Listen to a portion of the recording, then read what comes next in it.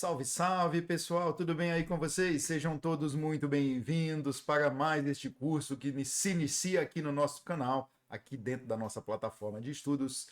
Desta vez, um curso sobre metodologia científica, um curso completo para que você possa então estar muitíssimo preparado para o concurso que vai exigir essa disciplina. Eu estou gravando especificamente para o IPEA, mas se você vai prestar um outro concurso que exija disciplina, então ela vai igualmente servir para você, tá certo?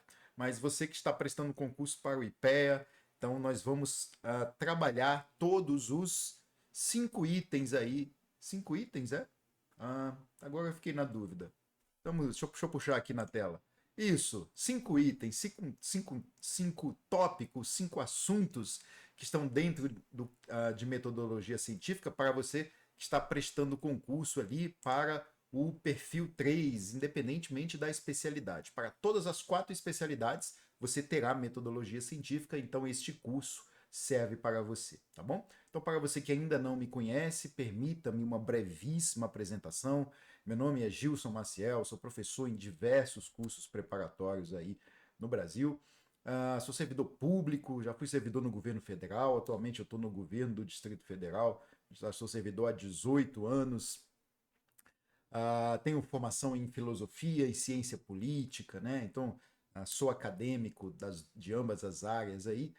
E estou então organizei este curso para vocês, né? Esse curso de metodologia científica, para que você possa fazer uma preparação em alto nível, tá? Deixo aqui na descrição do vídeo o link para quem deseja então adquirir o nosso curso completo, né? Com algumas disciplinas, tá? Não todas, mas tem aí, vocês podem ver aí quais são as disciplinas que estão incluídas aí no meu curso, tá? Na plataforma www.gilsonmaciel.com.br. Então, deixa o link aí, se você deseja conhecer.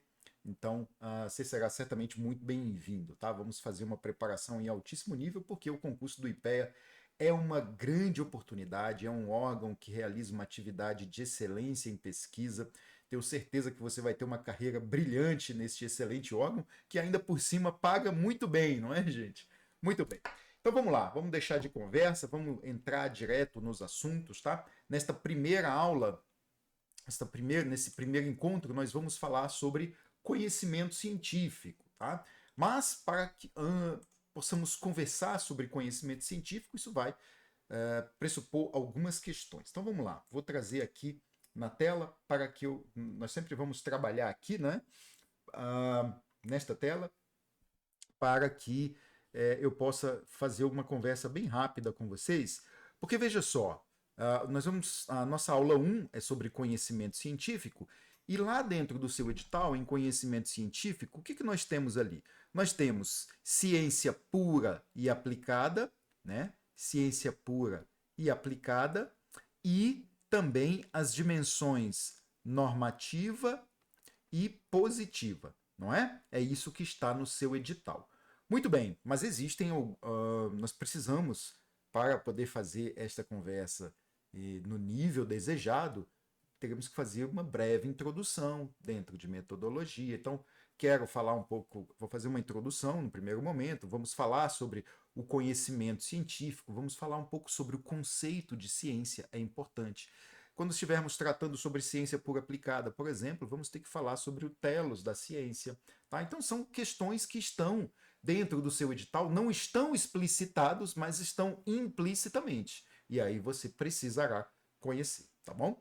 Então vou trazer questões da banca Sesgran Rio e eventualmente de outras bancas e até questões inéditas, quando assim for necessário, para que possamos fazer o treinamento adequado aqui. Afinal de contas, estudar para concurso nada mais é do que realizar um treinamento muito específico para acertar as questões da prova. Mas aqui, gente, tem uma outra questão importante que eu quero que você considere, que é o fato de que, para o concurso do IPEA especificamente, a parte de conhecimentos específicos, ela tem um peso de 5,5, veja você. Então você precisará dar uma ênfase muito importante em conhecimentos específicos. Então, você tem uma prova, um conjunto de provas que vale 1.000 pontos. Desses 1.000 pontos, né? Você vai ter ali uma quantidade de pontos, que são 70 questões, né? São 70 questões? São 70 questões. Se eu não estiver enganado, eu posso estar enganado agora, né? Eita. Com peso 5,5. Então você tem uma pontuação muito alta. Isso não significa que você tenha que abandonar conhecimentos básicos, tá? Não faça isso. Faça um estudo bem direcionado em conhecimentos básicos para que você não perca pontos, né? Todo ponto aqui vai ser importante. E a sua prova discursiva, né? As duas questões discursivas que nós teremos, elas serão extraídas daqui da parte de conhecimento específico. Pode ser da parte de metodologia? Eu acho pouco provável, mas é possível que seja. Então você também precisa estar preparado para isso, tá certo? Então, gente, nessa aula de metodologia, nós vamos trabalhar então os assuntos, né? Ciência pura e aplicada e as dimensões normativa e positiva. Então veja só, quando a gente fala em metodologia, quando a gente fala em ciência, né, a abordagem científica, ela de algum modo, inclusive, transcende a própria disciplina de metodologia. Claro, essa é uma disciplina, inclusive, que é porta de entrada para qualquer estudante aí no universo dos métodos racionais e sistemáticos, na verdade. É isso. Então, esses métodos, eles são a essência da formação acadêmica e também são muito importantes para a atuação profissional. Tá? Por quê? Porque envolvem não só uma execução prática, mas nos apresentam aí o mundo das ideias. Então é uma importante disciplina, sim, tá? Para quem deseja ingressar no Instituto de Pesquisa Econômica Aplicada, IPEA, né? Tanto para o ingresso, como depois, posteriormente, para a atividade que você vai desempenhar dentro dessa instituição, certo? Muito bem. Então vamos lá falar um pouco sobre fazer esta breve introdução. Está aqui, todos esses assuntos estão no seu edital e também estarão aqui dentro do nosso curso, tá certo? Em princípio, teremos uma aula para cada um. Às vezes eu divido, gente, a aula em pequenos blocos, tá? Para ficar mais fácil para o aluno encontrar as aulas, para ele poder quebrar o estudo, às vezes é importante, ao invés de assistir uma aula de 1h30, ele assiste 3 aulas de 30 minutos, ele pode quebrar 30 ao longo de 3 dias ele assiste a aula, então sempre prefiro fazer assim, tá? Mais fácil. Então você vai encontrar essa aula em 3 blocos aí, né? Tanto no canal do YouTube, a parte que estará disponível, como na sua plataforma do aluno, tá certo? Sendo que lá na plataforma do aluno você tem o material em PDF, você vai ter outros recursos que nós não temos no YouTube, tá? Então, vamos efetivamente, cadê? Tá aqui. Falar um pouco sobre o conhecimento científico, né, gente? Então, olha só, explorar o conhecimento científico, né, ele vai demandar de nós, em primeiro lugar, uma habilidade para distinguirmos, né, o conhecimento científico de outras formas de conhecimento. Tá?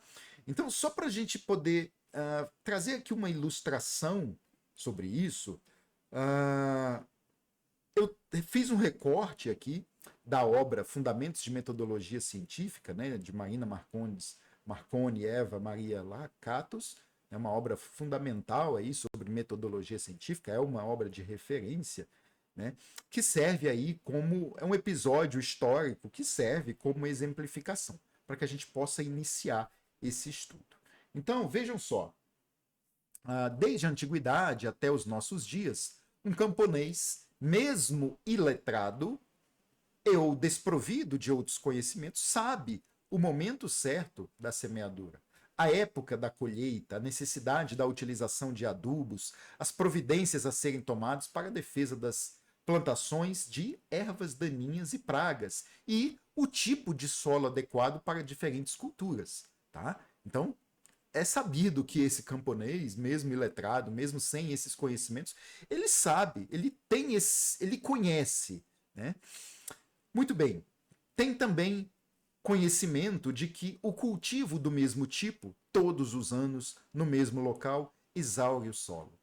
Já no período feudal, o sistema de cultivo era em faixas, duas cultivando e uma terceira em repouso, alternando-as de ano para ano, nunca cultivando a mesma planta 2 anos seguidos, numa única faixa. O início da Revolução Agrícola não se pretende ao aparecimento no século XVIII de melhores arados, enxadas e outros tipos de maquinaria, mas a introdução na segunda metade do século XVII da cultura do nabo e do trevo. Por que isso? Pois seu plantio evitava o desperdício de deixar a terra em pousio, né? Seu cultivo revitalizava o solo, permitindo o uso constante. Hoje, a agricultura utiliza-se de sementes selecionadas, de adubos químicos, de defensivos contra as pragas e tenta-se até o controle biológico dos insetos daninhos. Então, gente, é um exemplo, né, que nos mostra aqui de como se entrelaçam, né, de como se entrelaçam aí formas distintas de conhecimento, né? Então, a gente tem aqui no primeiro momento o denominado conhecimento popular, ou também você pode encontrar, às vezes, conhecimento vulgar, né, que é geralmente associado ao conhecimento do camponês, né, que é transmitido de forma informal, né, de geração para geração, que se baseia em processos de imitação, tá? De experiência pessoal, e é por conta dessa experiência pessoal, inclusive, que esse camponês, ele sabe que tipo de terra ele vai usar, quando ele deve plantar, tá? Que tipo de semente, como que ele faz para evitar, né, o ataque de ervas e pragas, de ervas daninhas e pragas, tá certo? É por isso, é por conta dessa experiência pessoal. Então, esse conhecimento, ele é empírico, não é? Ele é um conhecimento empírico, dado que ele é adquirido pela experiência, tá? Mas ele carece de informações, por exemplo, sobre a composição do solo, sobre as causas que levam ao desenvolvimento de uma planta, sobre a natureza das pragas, né? Sobre o processo, o ciclo reprodutivo dos insetos. Então, existem vários tipos de informações, de conhecimentos de que esse camponês é desprovido, tá? Nesse exemplo, não é, gente? É óbvio. Mas tem um segundo tipo, que é o conhecimento científico. É isso que nos traz aqui a esta aula, não é verdade? Que é adquirido por meio de um treinamento apropriado, de estudo, não é? Que segue métodos racionais, não é? Métodos científicos, que vai buscar explicar o porquê das coisas, o como dos fenômenos, tá? Que vai se empenhar em evidenciar as relações entre os fatos de forma mais abrangente. E isso, gente, contrasta com uma abordagem mais específica, tá? Como a que eu trouxe aqui da cultura popular, tá? Então, esse conhecimento científico, ele vai buscar oferecer uma compreensão mais profunda, mais global, né? E vai se destacar pela sua natureza analítica, não é? Pela sua natureza analítica e o que mais? Natureza analítica e explicativa, tá? Este é o conhecimento científico, tá certo? Evidente, né? Tem uma questão muito importante aqui que eu quero que você leve para sua prova, que é o fato, a gente precisa mencionar que há, eu nem precisaria dizer, mas tem um aspecto que é fundamental. Você sabe que existe, então, uma diferença entre o conhecimento científico e o popular. Até aí tudo bem, nenhuma novidade, na verdade? Muito bem. Mas essa diferença, gente, ela reside muito mais no que nós chamamos contexto metodológico, né? No contexto. Opa, aqui eu acho que eu mudei aqui sem querer. Eita, ficou grosso. No contexto. Essa diferença está situada no contexto metodológico, tá? No contexto metodológico, muito mais do que no conteúdo em si. Isso é fundamental. Então, essa disparidade ela se estende também para outros tipos de conhecimento. Conhecimento filosófico, conhecimento religioso, talvez até o filosófico menos, mas não vou entrar nesse debate. Nós vamos ser mais pontuais, tá? Então, essa introdução é importante que nós façamos. Bom, tem um autor também que tem uma obra chamada Metodologia Científica, que é Alfonso Trujillo Ferrari. E o Trujillo, ele sistematiza, né, essas ideias, esses conhecimentos, e serve como um complemento aqui ao nosso estudo. E então nós podemos ele identifica aí características que são distintivas de 4 formas de conhecimento, ou de 4 tipos de conhecimento. Tá? Então é importante. É a definição do autor? É a definição do autor, mas é importante que você conheça. Então, veja, vou focar no científico e vou ramificar, vou expandir para os demais, tá? Fica mais fácil aqui, porque eu não quero ter foco no conhecimento popular, no filosófico, no religioso, teológico, né? Não, nosso foco é no científico. Então, o conhecimento científico ele tem como uma das suas características ser real, factual.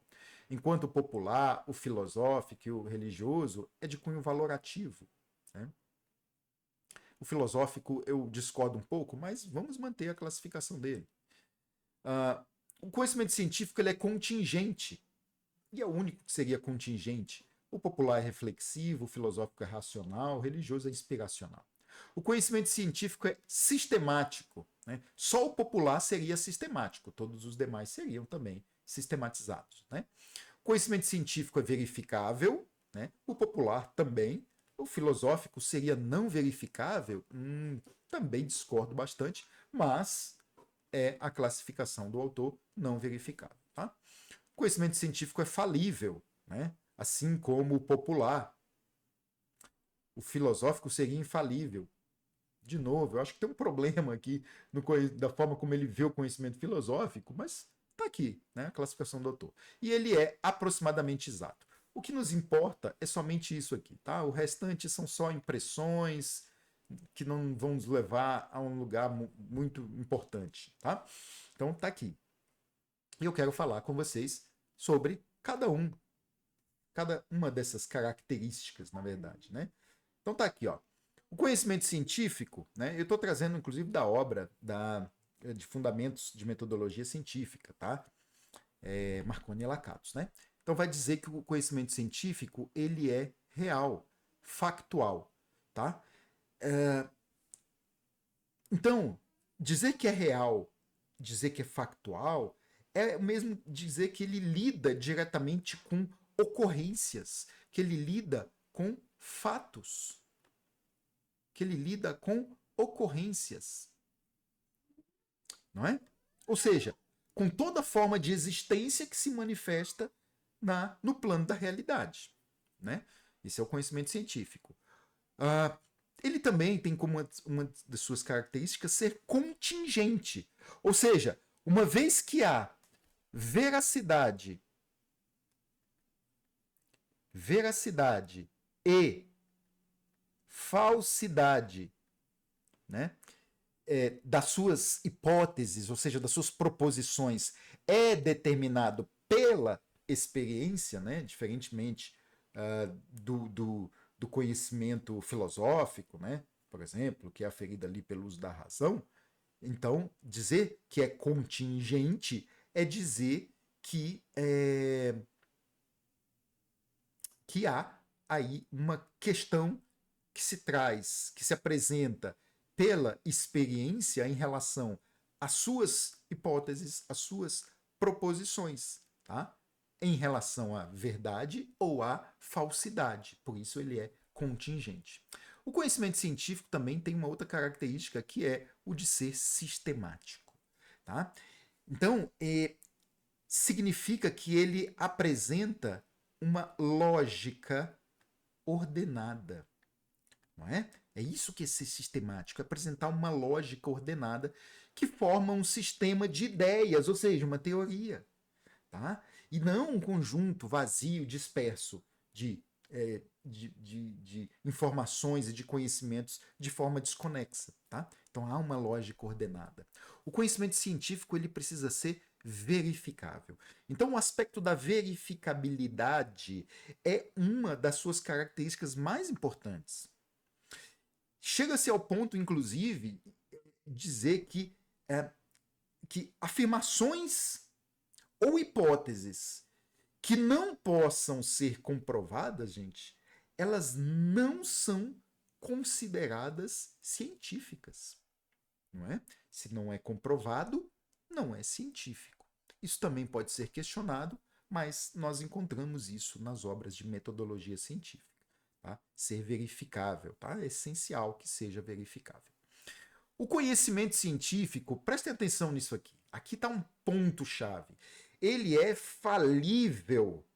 Falível. O que significa ser falível? Eu vou dizer, o conhecimento científico, ele não é definitivo. Definitivo. Né? O conhecimento científico, ele não é absoluto. Não é? E o conhecimento científico não é final. Ele é falível. Tá? Isso é fundamental que você leve para a sua prova. E por fim, ele é aproximadamente exato. Ou seja, ele permite que surjam novas proposições, né? Novas proposições. Inclusive o avanço da ciência, o avanço das técnicas, acabam reformulando de forma contínua o corpus das teorias. Né? Por quê? Porque ele não é exato, ele é aproximadamente exato. Então estas são características, né, que nós encontramos nas obras aí de metodologia científica e que são importantes que você leve para a sua prova, tá? O que mais aqui nós temos, gente? Fiz também um recorte aqui do material em PDF, trouxe aqui para dentro dos slides, porque às vezes é mais interessante do que eu ficar aqui nesse falatório. Eu trago um pequeno texto e aí nós vamos discutir um pouco esse texto e nos aprofundar um pouco nele, né? Então, olha só, vou até mudar aqui o marcador, né, se vocês me permitem. Apesar da separação metodológica entre tipos de conhecimento, né? Ó, separação metodológica entre tipos de conhecimento popular, filosófico, religioso e científico, no processo de apreensão da realidade do objeto, o sujeito cognoscente, ou seja, quem é o sujeito cognoscente? Né? Cognoscente é um adjetivo que a gente utiliza, né, para aquele que conhece ou que está em condições ou numa situação de conhecer algo. Tá? Então, sujeito cognoscente, a gente denomina sujeito cognoscente, né, ao ser que realiza um ato de conhecimento através do exercício do pensamento. Tá bom? Então, isso é importante. Então, perdão, vamos voltar aqui. Né? Apesar da separação metodológica entre tipos de conhecimento popular, filosófico, religioso e científico, no processo de apreensão da realidade do objeto, o sujeito cognoscente pode explorar diversas áreas. Ao estudar o homem, por exemplo, é possível extrair conclusões baseadas no senso comum ou na experiência cotidiana sobre sua atuação na sociedade.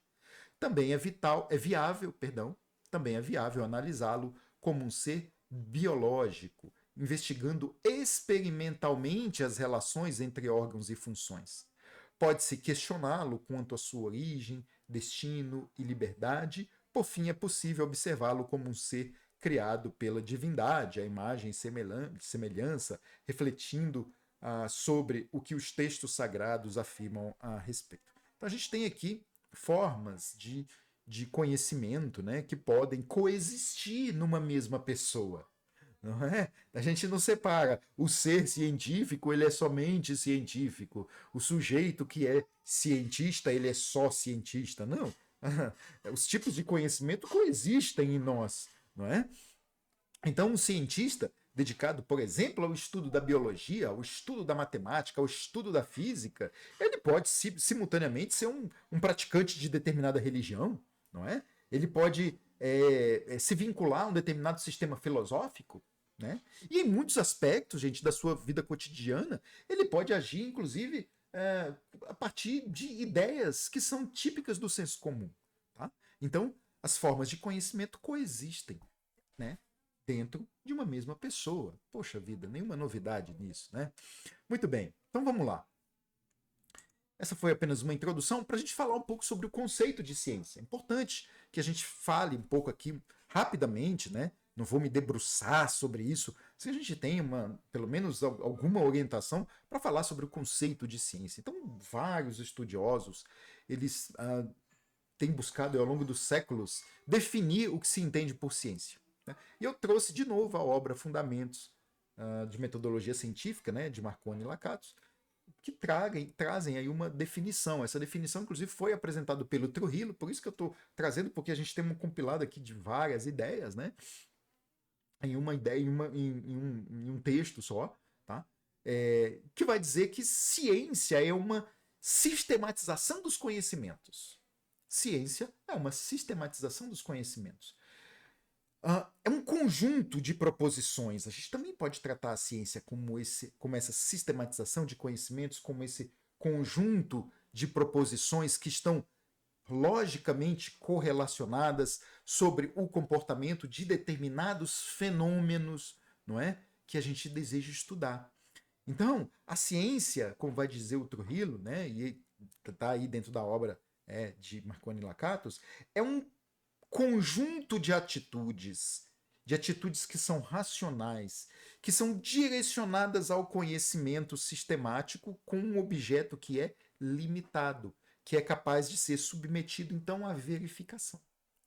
Então, as ciências, nesse modo, elas apresentam um conjunto de características, né?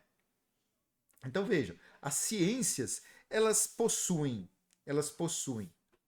objeto ou finalidade. Elas possuem uma função e elas possuem um objeto. Tá? Então, objetivo ou finalidade concentra-se na distinção da característica que é comum. Olha só, característica comum, né? Ou nas leis gerais, tá? Leis gerais que regem determinados eventos. É isso que é o seu objeto, o objeto de determinada ciência. Qual seria a sua função? Ela busca aprimorar por meio contínuo, por meio do contínuo acúmulo de conhecimento, a relação do ser humano com o seu entorno, com os objetos da experiência, tá? E o objeto. O objeto a gente pode dividir em duas categorias, tá? Segundo Marconi e Lakatos. Ele pode ser material ou formal. Material refere-se ao que se pretende estudar. Tá? É aquilo que se pretende estudar, aquilo que se pretende analisar, aquilo que se pretende interpretar, aquilo que se pretende verificar. Ou também uma outra categoria de objeto pode ser formal, que vai enfocar aspectos específicos em relação a diversas ciências que compartilham o mesmo objeto material. Tá? Então, existe uma intricada natureza do universo e uma multiplicidade mesmo de fenômenos, tá, que se apresentam. E aí existe uma necessidade de nós, seres humanos, em compreendermos esses fenômenos, que são múltiplos dentro do universo. Tá? E isso resulta no surgimento, então, de ciências, de diversas ciências específicas, singulares, tá? Especializadas. Não é? Essas disciplinas que se desenvolveram, as ciências específicas, especializadas, elas foram surgindo ao longo do tempo, não é, gente? Elas foram surgindo ao longo do tempo. Inicialmente, se a gente remonta à Grécia Antiga, nós vamos ter, então, filósofos que eram cientistas também, pensadores, e que pensavam um pouco sobre tudo. Se a gente pensa em Aristóteles, ele pensava sobre a química, ele pensava sobre a biologia, ele pensava sobre a história, ele pensava sobre a ética. Não é? Mas com o tempo as ciências elas vão se especializando. Tá? Então essas disciplinas científicas, né, elas demandam classificação. Seja uma classificação que considere o seu nível de complexidade em relação ao seu conteúdo, né, que vão abranger aí objetos, temas, tá? Ou uma variação de enunciados. Então, por isso a ciência precisa ter um método. O método é fundamental. E tem uma classificação, só para a gente olhar rapidamente aqui, não quero perder deter tempo aqui nesse quadro, porque vocês podem encontrar outros, inclusive, mas, de novo, Marconi e Lakatos, na sua obra Fundamentos de Metodologia Científica, traz essa classificação das ciências. Então, elas dividem ali a classificação, as ciências em formais e factuais. O que seriam as ciências formais? A lógica e a matemática. Essas seriam as ciências formais. E as factuais, né, as factuais seriam as naturais e as sociais. Nas naturais a gente tem física, química, biologia, por exemplo. E nas sociais, antropologia cultural, direito, economia, política, psicologia social, sociologia, tá? Então, essa é uma classificação importante que eu quero só mesmo passar aqui. Não tem nenhuma necessidade da gente fazer maiores aprofundamentos aqui, tá certo? Muito bem. E, por fim, para a gente encerrar essa parte, a ciência, né, ela é mais do que um acúmulo de dados, né, gente? Embora o acúmulo, esse acúmulo de conhecimento seja importante, ela é mais do que isso. Então, a ciência é um sistema de conhecimentos que se fundamenta na racionalidade, na metodologia sistemática, em processos de verificabilidade que focam em objetos, né, que possuem ali características comuns. Então essa definição ela traz para a gente uma questão importante, que é a da necessidade de termos uma organização lógica e de base empírica na construção desse saber científico, não é? Então, por isso, eu quero mostrar aqui para vocês uma relação com características das ciências factuais e do conhecimento científico. Tá? Coisas muito gerais, tá? Coisas muito gerais, porque a gente ainda está nesse processo de introdução, porque no próximo tópico, no próximo bloco, sim, efetivamente nós vamos entrar aqui especificamente no tema da ciência pura e da ciência aplicada. Né? Então, veja só, quais são essas características? Da racionalidade. Utiliza-se a razão, raciocínios, conceitos. Da objetividade, né? Concorda com o objeto, né? É reproduzível. Factual, né? Parte dos fatos, avança, estuda-os e depois retorna a esses fatos. Não é? Ela é transcendente aos fatos, ou seja, leva o conhecimento para além dos fatos. Tá? Para além dos fatos, ou seja, para o conhecimento mais intrínseco. O aspecto da característica da analiticidade. Então, o todo ele é decomposto em partes. Isso é característica da ciência moderna, não é? A própria ciência se dividiu em especialidades. Então, essa ciência faz o quê? Ele pega o todo, isso é um método cartesiano puro, não é, gente? Simples. Ele pega o todo e divide em pequenas partes. Clareza e precisão, é claro e preciso, né? Então, e aqui, gente, de novo, eu não quero entrar em debates filosóficos, porque não vão nos interessar para a objetividade que nós precisamos para a prova de concurso, né? Tá? Então, vamos manter aqui uma linha de raciocínio que nos leve a responder as questões da prova. O aspecto, a característica da comunicabilidade, então ele é transmitido a toda a humanidade, né? É verificável, então é aceito e válido se passar pela prova da experiência, tá? Tem que passar por essa prova para ser aceito e ser validado. É sistematizável, ou seja, ele pode ser logicamente organizado, tá? Então, essa é uma característica do conhecimento científico. É carente de investigação metódica, ou seja, é planejado, ele segue de algo conhecido, né? Ele é acumulativo, tá? Então é consequência da seleção de conhecimentos anteriores que vão evoluindo e novas descobertas vão surgindo. Então esse acúmulo do conhecimento ele é fundamental no saber científico. A característica aqui da falibilidade, ou seja, ele não é definitivo, não é absoluto, não é final nunca, senão não é conhecimento científico. Característica da generabilidade, então ele parte do específico para o geral também, buscando uniformidade. Tá? Então veja, ele tanto parte do geral para os aspectos mais, para você poder decompor, esse é o critério da analiticidade, mas uma vez decomposto, você parte desse específico para voltar ao geral. Isso é muito importante no método científico, tá? Já se superou aquele paradigma da ciência completamente especializada, onde um determinado conhecimento não dialoga com o todo da humanidade, porque ele não vai ter nenhuma função. Tá? É preciso que esse conhecimento, decomposto em pequenas partes, uma vez estudado, ele retorne ao geral e busque essa uniformidade. O critério aqui é a característica da explicabilidade. Então, a sua finalidade é explicar os fatos em termos de leis gerais. Não é? É preditivo, ou seja, pode ser pode haver aqui previsão. É aberto, tá? Então não tem barreiras, não tem limites, não há dogmas, não há imposições, tá? E o aspecto da utilidade, que é bastante discutível, está na obra de Fundamentos de Metodologia Científica de Lakatos e Marconi, né? Marconi e Lakatos, que diz que a experiência confere conhecimento adequado das coisas. No aspecto do utilitarismo aqui, poderia ser um debate a ser travado, mas não vem ao caso aqui para o que precisamos estudar. Tá certo? Então, depois nós vamos entrar aqui no estudo, no próximo bloco, no estudo de ciência pura e aplicada.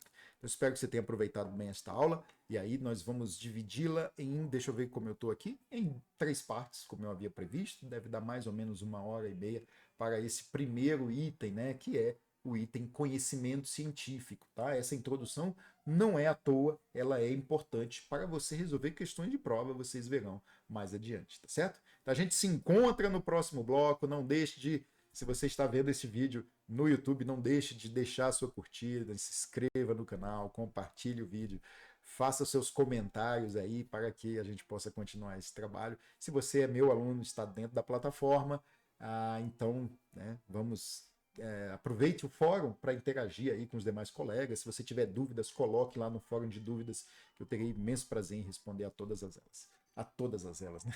Todas elas. Forte abraço, gente, e até o próximo encontro.